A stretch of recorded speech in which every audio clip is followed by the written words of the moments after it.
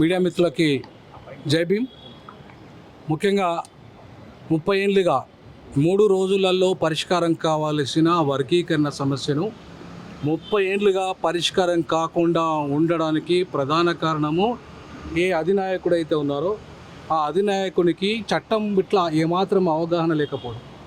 ఒక లా ప్రొఫెసర్గా నేను చెప్తున్నాను, ఒక డీన్గా ఫార్మర్ డీన్గా చెప్తున్నాను, నాయకుడికి రాజ్యాంగం పట్ల కానీ రాజ్యాంగంలో ఉన్న చట్టాల పట్ల కానీ అవగాహన లేని కారణంగా, అట్లాగే ఈ అగ్రవర్ణ పార్టీలు ఏవైతే ఉన్నాయో అవేవి కూడా దళితులను కలిసి ఉంచకుండా వర్గీకరణను 341తో సంబంధం లేని ఈ వర్గీకరణ ఏదైతే చట్టము రావాలో 341తో పార్లమెంట్లో చట్టం వస్తుంది, పార్లమెంట్లో చట్టం వస్తుందని చెప్పి 30 ఏళ్ళ నుంచి ఇవాళ ఈ దళితులను మోసం చేసిన విధానం ఏదైతే ఉందో అది సరి అయింది కాదు.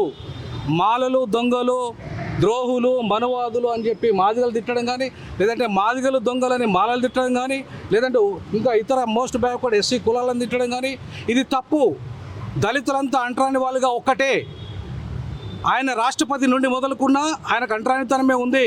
రామ్నాథ్ కోవింద్కు ట్రైబల్ అయిన ఆదివాసీ బిడ్డ మురుము గారికి కూడా అంటరానితనం ఉంది, ఎదుర్కొన్నది. ఇవాళ ప్రొఫెసర్ వినోద్ కుమార్ కూడా అంటరానితనాన్ని ఉస్మానియా యూనివర్సిటీలో పక్కాగా ఎదుర్కొన్నాడు. నేనే కాదు, దేశంలో ఉన్న మొత్తం దళితులు 45 కోట్ల మంది దళితులు ఈ అంటరానితనం కారణంగా వివక్షతను అడుగడుగున ఎదుర్కొన్నారు. మరి ఇవాళ వేరు వేరని ఎట్లా అంటాం మనం? కులాలుగా వారిగా ఎవరైనా వేరే కావచ్చు, బట్ అంటరాని వాళ్ళుగా ఒకటే. అందుకే 341తో సంబంధం లేకుండా 371D అనే ఒక ఆర్టికల్ భారత రాజ్యాంగంలో 1970లోనే వచ్చింది. అది 73 నుండి అమలు అవుతున్నది. అది ఆంధ్ర, తెలంగాణ, రాయలసీమ అనే ప్రాంతాలకి 3 ప్రాంతాలకి న్యాయం జరగాలని, విద్యా ఉద్యోగ రంగంలో న్యాయం జరగాలని అప్పుడు ఆంధ్ర దోపిడీకి వ్యతిరేకంగా వచ్చింది. అది దాంట్లోనే ఇవాళ దళితులను కూడా ఆంధ్ర దళితుల దోపిడీ చేశారు. మాలలైనా, మాదిగలైనా, లేదంటే మోస్ట్ బ్యాక్వర్డ్ ఎస్సీ కులాలైనా, 57 ఎస్సీ కులాలైనా దోపిడీ చేసింది ఆంధ్ర వాళ్ళే, తెలంగాణ వాళ్ళు కాదు. తెలంగాణ వాళ్ళు ఈనాటికి కూడా ఒక్కరు ఐఏఎస్ లేరు, ఐపీఎస్ లేరు, డైరెక్ట్ ఐపీఎస్ లేరు. మాలలో లేరు, నా మాదిగా లేరు, ఉపకులాలు అయితే అసలే లేరు, మోస్ట్ బ్యాక్వర్డ్ కులాలు అయితే. అట్లాంటప్పుడు ఎవరిని దోపిడీ చేసినట్టు? దోపిడీ చేసింది పాలకులు, దోపిడీ చేసింది ఉమ్మడి ఆంధ్రప్రదేశ్ పాలకులు, రెడ్లు. ఇప్పుడు వెలమ అండ్ రెడ్లు, అంతేగాని దోపిడీ చేసింది బాలలు కాదు. ఇది తప్పుడు విధానాలు, తప్పుడు ఉద్యమాలు చేసుకుంటా దళిత సమాజాన్ని తప్పుదారిలో పట్టించుకుంటా ఎవరైతే నాయకుడు ఉన్నాడో ఇప్పటిదాకా ఈ సమస్యకు పరిష్కారం లభించేటట్టుగా జరగలేదు. ఈ 5 పేజీలలో సమగ్రంగా కేవలం 3 రోజులలో సమస్య పరిష్కారం అవుతుంది. దానికి పార్లమెంటుతో కానీ, దానికి రాజ్యసభతో కానీ, దానికి స్పెషల్ మెజార్టీ రాష్ట్ర అసెంబ్లీ తీర్మానంతో కానీ పని లేదు. కేవలం క్యాబినెట్ కూర్చొని, ముఖ్యమంత్రి అండ్ క్యాబినెట్ కూర్చొని ఒక డిసిషన్ తీసుకొని 371Dలో వర్గీకరణ సమస్యను పెట్టి పరిష్కరించవచ్చు. దాన్ని ప్రధానమంత్రి క్యాబినెట్ సమావేశం ఏర్పాటు చేసి దాన్ని రాష్ట్రపతికి పంపితే రాష్ట్రపతి అమెండ్ చేసి 371D అమెండ్ చేస్తే 3 రోజుల్లో పరిష్కారం అయ్యే సమస్య ఇది. ఎవరికి అన్యాయం జరగదు. జనాభా దామర్శ పద్ధతిలో జిల్లా యూనిట్ చేసుకొని ఎవరి జనాభా ఎంతో వారికంత వాటా వస్తుంది.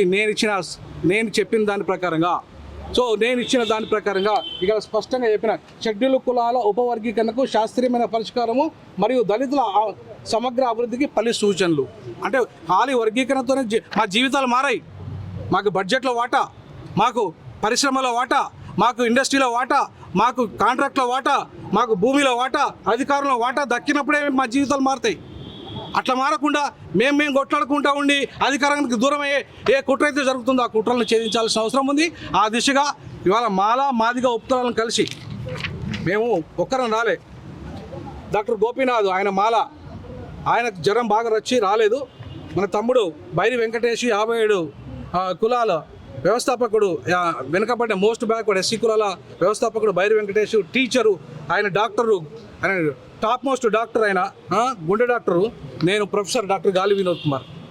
అంటే మాదిగా తమ్ముడు ఉపకులం, ఆయన మేమంతా కూడా మాదిగా ఉపకులాలను కలిసి వచ్చి ఈ సమస్యను ఉమ్మడిగా పరిష్కరించడానికి వచ్చాం. తప్పకుండా ఆ దిశగా షమీమ్ అఖ్తర్ గారు, జస్టిస్ షమీమ్ అఖ్తర్ గారు ఖచ్చితంగా శాస్త్రీయంగా ఎవరికి అన్యాయం జరగని రీతిలో ఈ సమస్యను పరిష్కరించి మా మధ్యలో అంతరాలు లేకుండా చూడాల్సిన బాధ్యత గౌరవ జస్టిస్ షమీమ్ అఖ్తర్ గారి మీద ఉంది. అట్లాగే రాష్ట్ర ప్రభుత్వం మీద ఉంది. తక్షణమే వారు ముఖ్యమంత్రి గారు గౌరవ రేవంత్ రెడ్డి గారు ఈ సమస్యను పరిష్కరించాల్సిందిగా మా అందరి తరఫున 57 కులాల తరఫున మరియు ఎస్సీ మాలా మాదిగల తరఫున నేను విజ్ఞప్తి చేస్తా ఉన్నా.